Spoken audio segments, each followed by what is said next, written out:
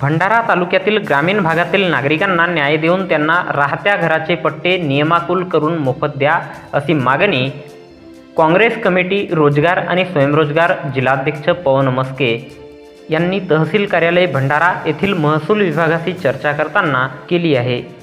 भंडारा तालुक्यातील कवलेवाडा आणि इतर अनेक गावातील अनेक नागरिकांचे शासकीय जागेवर गरजू नागरिकांनी अतिक्रमण करून आपल्या निवासाचे स्थान तयार करून तिथे वास्तव्य करीत आहेत।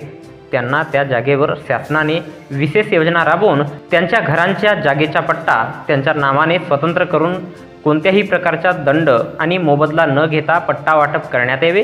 सदर जागेवर 30 वर्षांपासून ग्रामीण भागातील जनसामान्य नागरिक आपले वास्तव्य करीत आहेत, त्यात ते हलाखीचे जीवन जगत आहेत।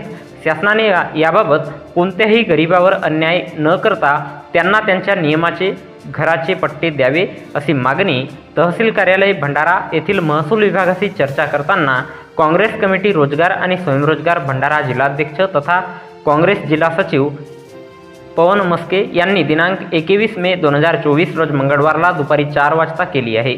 या चर्चेवेळी सरपंच ज्योती उईके, दीपक दिघोरे, सुनील बोंद्रे, धनराज शेंडे, कैलास चामट, हरीश राऊत, चैत्राम टेकाम आणि ग्रामस्थ उपस्थित होते।